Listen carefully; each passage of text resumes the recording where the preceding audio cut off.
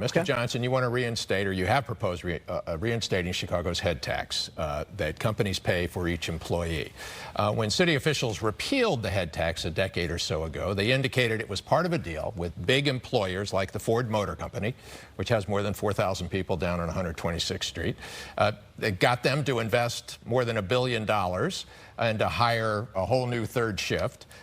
What message would reinstating it send to Ford, which has just announced $11 billion in half a dozen other states in new investments, but not here? We have a structural deficit that we have to deal with. We can't keep kicking the can down the road. We can't. And so we know how we got that structural deficit. A $1.2 billion taxes of fines and fees just from the Rahm Emanuel administration because of the structural deficit that was caused in the 90s. The $2.5 billion structural deficit, the structural deficit and the $2.5 billion tax bill that we were left with because Paul Vallas took a holiday and pay in retirement. And so in order to actually fix our economy, we have to eliminate the structural deficit. We get to make up to $1 billion of new investments so that we can save lives, the programs that are needed to do that. And we do it without raising property taxes. But losing those 4,000 jobs at 126th Street won't help. What's not helping? How would you attract and keep companies here, big employers? We have to make sure that we're keeping everybody here. The greatest population loss right now, the city of Chicago, are black people. Why? Because we have not addressed public safety and property taxes. We just saw what is going on in Little Village and Pilsen because property taxes continue to increase, we're losing people, right? And so we have to deal with the structural deficit that Paul Vallas caused, make $1 billion of investments, and we have to do it without raising property taxes. So we can do that. If I'm not mistaken, at the time that Mr. Vallas, well, go ahead. You say that you had the pensions were funded at 104%. Mike, you certainly covered me during those times. You covered me when President Clinton came to town. You covered me when we got those 13 bond rating upgrades. So you did begin the process, though, of not paying the pensions. No, what happened was they were overfunded. What happened was the legislature consolidated the property tax levies when they gave the mayor control of the schools so that he would have discretion into determining how their money would be spent. But what they did was they put a statutory obligation that said pensions had to remain 100% funded so that if pension funding fell below 90%, you automatically had to make contributions into the system. So after you were long gone. Exactly. So what happened, but this is really important. In 2008, the state passes legislation to create a pension holiday. You remember this? Yes, I do. At all levels, state and local. We have to move on. So your TV spot right now promises that you're going to hold the line on taxes. Does that mean no tax increases? Well, that means I'm not going to propose right out of the box $800 million in tax increases.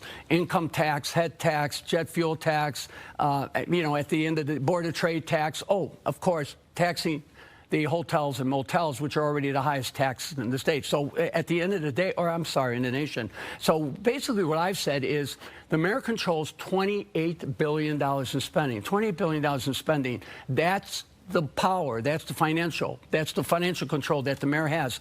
And you've got to look at that $28 billion in spending first. Also, the mayor also controls $1.1 billion in annual TIF diversions, and in just the last three years alone, there's been $1 billion in TIF surpluses that are at the discretion of the mayor. So what I'm saying is, what you need to do is you need to look at that $28 billion. You need to develop a long-term spending plan. So there might and you need to look at the diversions. What I'm saying is, I'm going to work to avoid taxes. Particularly the property tax. You put some things on the table there. I mean, it's pretty clear. No one knows what he's saying. I mean, that's why it sounds confusing, because it doesn't make any sense. In other words, he doesn't have a plan. In fact, when he put forth his plan 4 years ago, he said he was going to raise taxes, property taxes, by $250 million because he said the problem was bad. It's actually worse now. He now has 3 sentences on his website because he doesn't want to tell people the truth. The truth of the matter is that if we're going to get out of this structural deficit, we're going to have to actually take it seriously.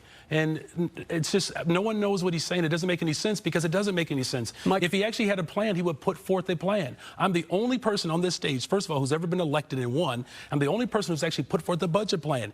He's not putting forth the budget plan because he's going to raise your property taxes. Michael, let me respond by saying I balanced all the city budgets, put the 13,500 cops on the street, upgraded the bond rating, did not punt, or the pensions at the city level were the healthiest that they've been in 30 years.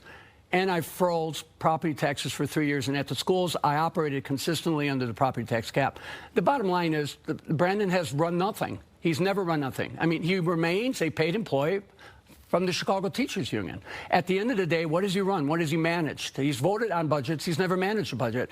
And his taxes, if you take the income tax out, the income tax that he's pushing out, it was never there.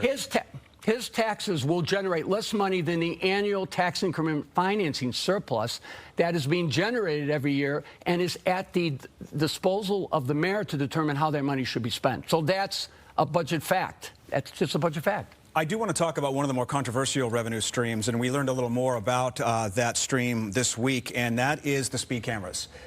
Mayor Lightfoot, when she decided that the threshold was going to be 6 miles an hour over the posted limit, she sold it as a safety concern. She said there'd be fewer crashes in the city. Well, we learned this week that that simply wasn't the case.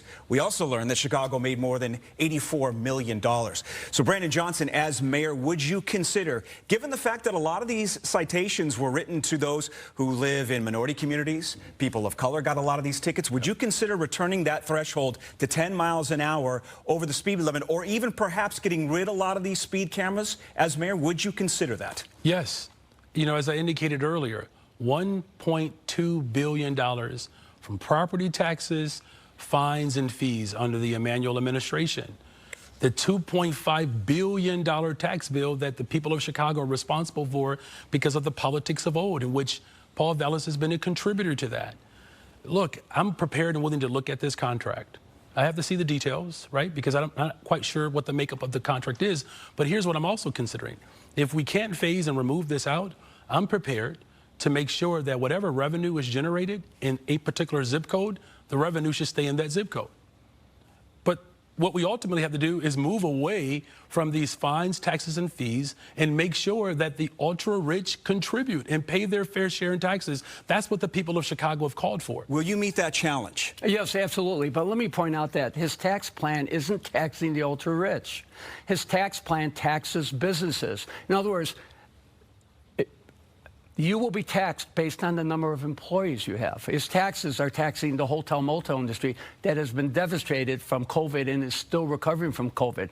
He would tax the airlines, and of course he would have to get permission from the airlines. His income tax, even if his supporters got him to basically embrace the proposal that he originally made, would need state legislative approval. So at the end of the day, he's not taxing the rich. He's imposing taxes that are going to pummel the economy at a time when we could possibly be drifting into a recession. Just 15 seconds just to clear it up. Paul, I never proposed an income tax. You know that. There was a publication, the Chicago Sun-Times, retracted it because they got it wrong. If we're going to have a debate, let's have an honest debate. We are having Tell the truth, not when you're making up stories, Paul. Okay, well, and so I just want to make sure we clear the air so that we can actually have a real, truthful conversation. I never proposed an income tax. So stop telling people that. Okay, let's move.